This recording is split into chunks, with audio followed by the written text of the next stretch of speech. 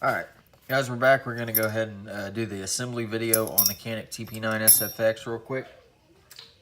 So let's go ahead and jump right into it. Now you've got the whole gun apart. If you watch the disassembly, and we'll go ahead and start with the sear block and put all that back in. So you'll want to go ahead and start with the lifter here and its spring. Now its spring just goes back in there one certain way, just like this. So facing out like that, you kind of want to hold it in place, and then it's got the big pin that goes through.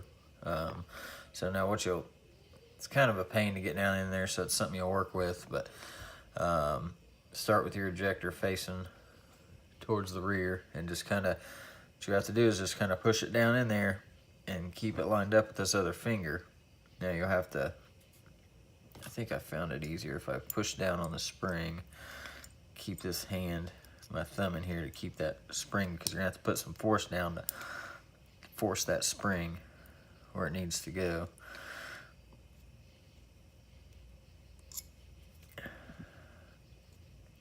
And then I think I'm trying to remember the exact way I did this. It wasn't like that. So it's gonna take you probably a couple tries to get that down in there perfect.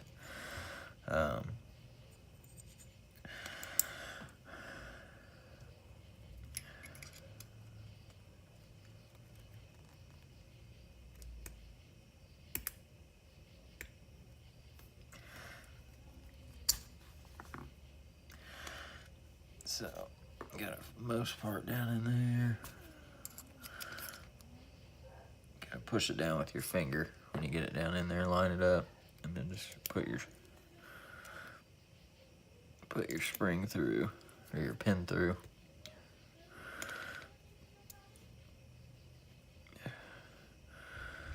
Let's get it all, just don't lose it once you get it down in there. Like I'm about to do if I get my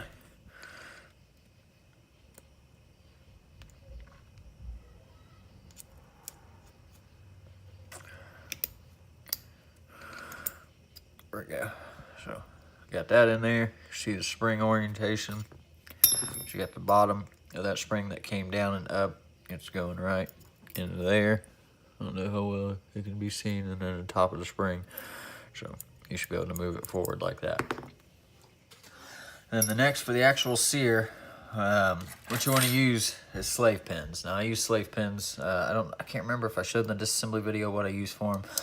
Basically, I bought a cheap set of transfer punches because they are a lot of different sizes. They're straight, they don't have a head, and I can cut these off and make different slave pins, and you'll need 2 of them for this gun.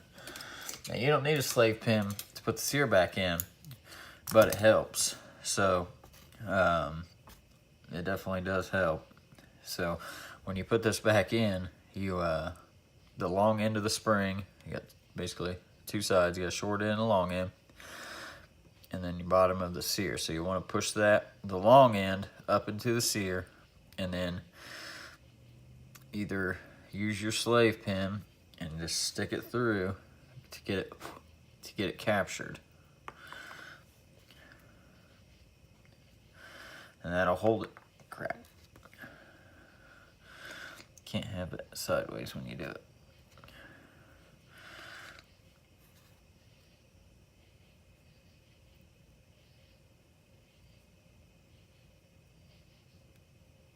There you go. So you'll want to be able to have it like that. Then when you put it in the gun, I did this earlier really easy, but I guarantee it won't go this way. Kind of hold it, and then you have the bottom of the spring dangling. So it goes, if you look down in here, the bottom of the spring here goes into that little track right here. So the way I do it is I just kind of push, and I kind of go in at an angle like this, and then I'll kind of push down on it, and then until that lines up, and then I'll probably have to push it from the front a little bit because my thumb, I can't. There we go. Now I got more control on it. So you see your slave pin, and then this pin goes through. It's got a head on it. It goes through this way. So you just kind of push the pin through. It'll push your little slave pin out, that aside, put that in a bag if you're planning on keeping the gun, or it doesn't hurt to have. And then just make sure everything is springing. It's in there the way it should be. That all went together a lot easier than it did the first time. See, I got another slave pin here, and I'll show you how that works. Where we'll be using that with the trigger later. I think I did that on the disassembly video, but I'll show you how it actually goes together here in a minute. So next, we want to get the frame. We got the sear. We need to get the, where did I put it? The sear spring. And now it goes, or not sear spring, trigger spring. It'll go like this. So if you see the top, it rounds over like this. The end of the spring's at the top. I put that on the top, and it just kind of pushes over the end of the trigger here, and it's kind of a pain. But just keep working, you'll get it on there.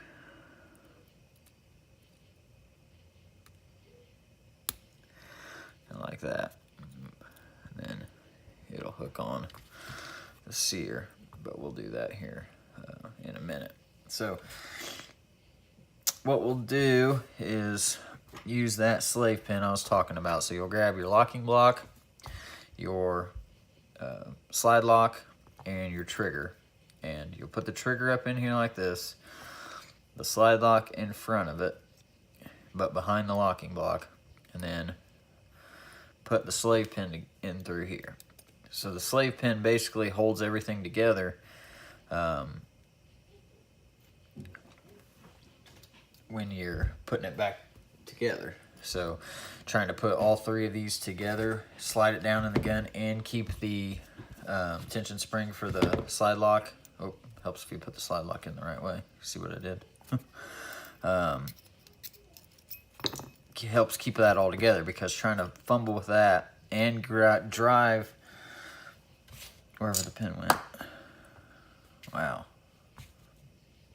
Very unorganized for this one. It's just right there. Where'd it go? Missing a pin.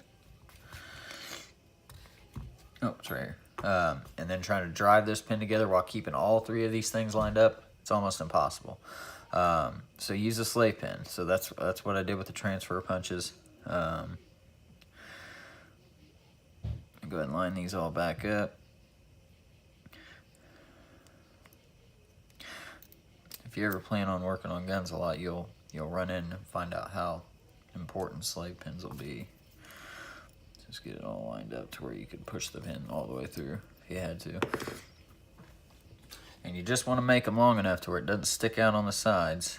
It just holds everything in to capture it all together. Because if you make it too long, then it won't stick through. Now this one is just a tad bit, it's actually perfect, but it could be a little bit longer to make it easier. So we'll set that all up. We'll grab the tension spring. If you look in your frame, you have a tiny little hole right there. And this spring will go in from the back side like this. Goes in that hole, and you go ahead and keep it straight up in the air like this, and hold the gun like this while you're putting the trigger in, and then just kind of slide the trigger on the whole assembly in, and then kind of push down a little bit. But once you get that kind of where it needs to be,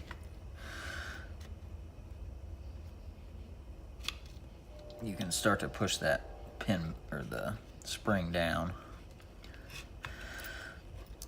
because you won't be able to. So go ahead, now that's halfway down, I'll go ahead and push it down with it so it sits right there on top of the slide lock. Push that all the way down. From here you can go ahead and put the back of the sear in. This is the first time I've done it like this. Last time I did it the other way, so I went ahead and had the sear on all together before I put this back in the gun. So I might have messed up doing it like this, but we'll find out. Go ahead and put it through like this. Yeah, I think I did. It's gonna be a little hard to hook this spring on, but we'll get it. And then just hooks the spring, goes over and down into its little hole there. So it goes just like that. See, it wraps over and there's a little hole right here it digs into. So now you can actually put that all down in there. Check for function. Everything's working good. Now, what you can go ahead and do is to get that slave out of there, put your pin in, the bigger pin with the two notches in it. Now you got about one shot at this, from my experience. So you want to get ready, look through, make sure everything's lined up, and that pin's going to come all the way through, and give it one nice good swift hit. Knocks the pin out. You can see it's all where it needs to be. And we go ahead and drive the pin the rest of the way in.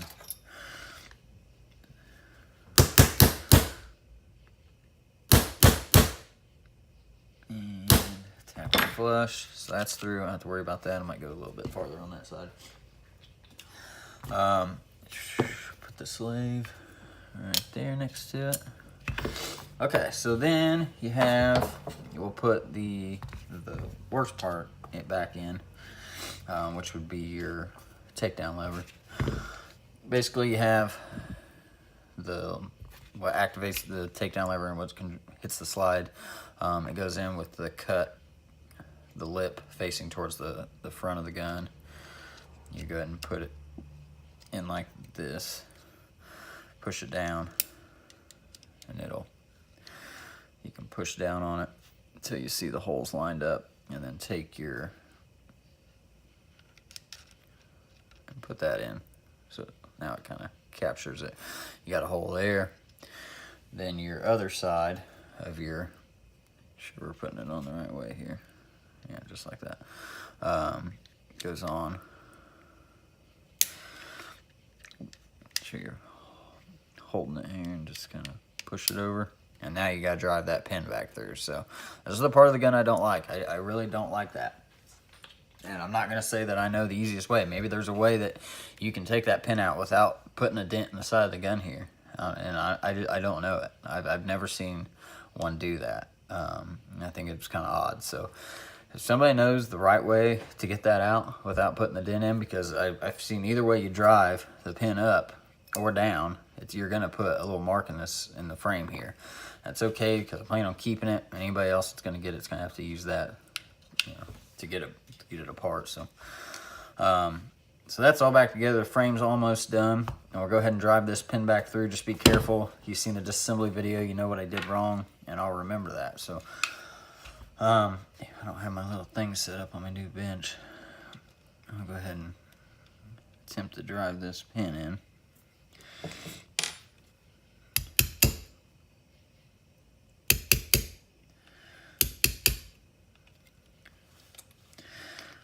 Yeah, a lot easier if I could push that down and hold it at the same time, but I can't.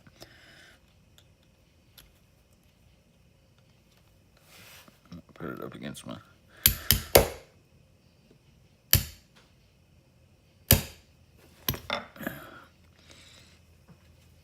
Oh, there we go.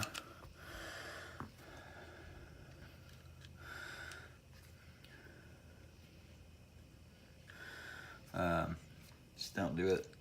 Oh, nope, did it backwards. It looked backwards. I knew I should have did that. Did it the wrong way.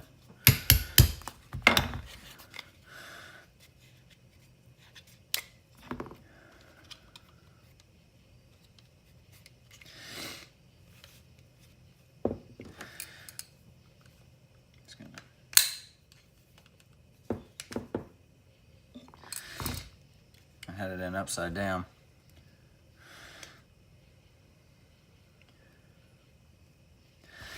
Should have looked at that beforehand. That's my fault. So put the slanted side down, flat end up. So the top of the pin needs to be up when you're looking at it like this. So the side that's got the cut in it goes like this. I can't believe I didn't check that before I drove that pin through. I have to raise that pin up just a little bit there. Now we'll put it on there the right way.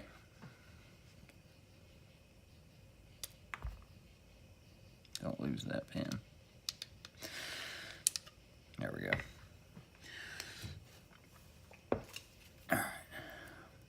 apologize for that. Hopefully you guys didn't listen to me when I did that.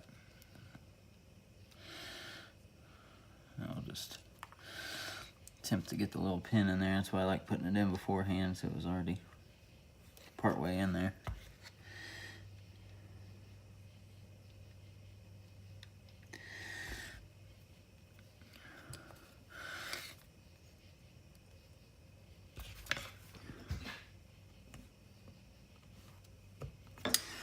There we go. Now we can go ahead and drive it in.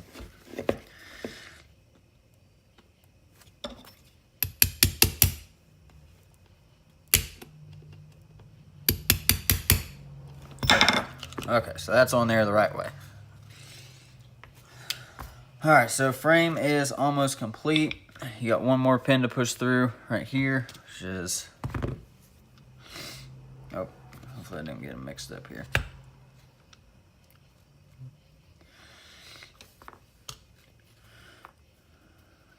One of them's just a tad bit longer, and it goes in the back. No, longer one goes up front.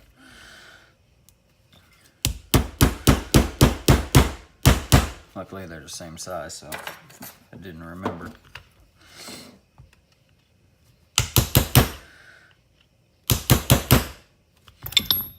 Yeah, that's right. So, bigger pin, longer pin goes up front, and you got your rear pin.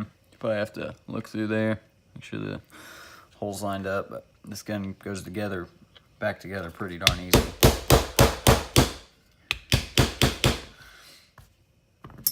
Roll pin in the back. Just remember that, and you'll be all right.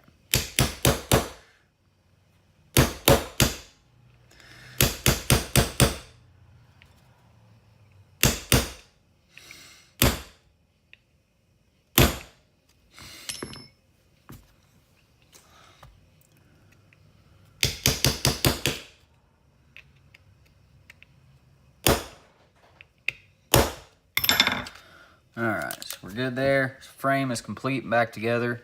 Now we'll go ahead and do the slide real fast. Try to get this video done and over with. 17 minutes here, so this is it gets easier now, so everything's going back together quick. So we'll get all our parts out here. Back plate, extractor spring, plunger. Let's see. If you did watch the assembly, I found it. There. So we'll go ahead and start by putting the firing pin block in there. The high end of the block goes towards the side like this. See where the notch is. And then basically what you do is put the plunger down in there first. Now this is similar to some, let's see, Walthers, maybe, H&K. I've done. You gotta do kind of the same thing. Put your extractor spring down in there.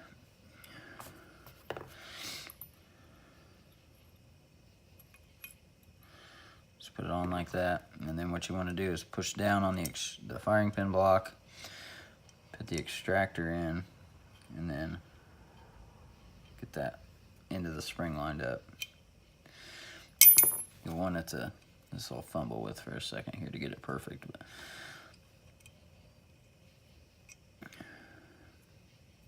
helps you put it in the right way.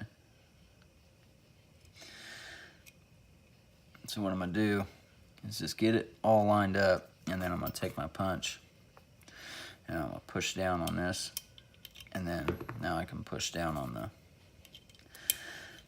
get it where it needs to be, push hard on it.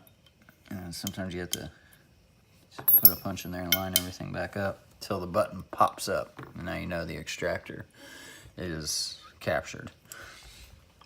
From there, put your striker in, obvious way up. Slide your backing plate over. Maybe a little screwdriver here. Push it through. Backing plate's back on. And then you're done. Put your barrel, recoil spring, make sure everything's, you ain't got no extra parts left over. I got 2 slave pins. Now imagine, trigger's still as great as it always was. This is a fantastic gun. I love it.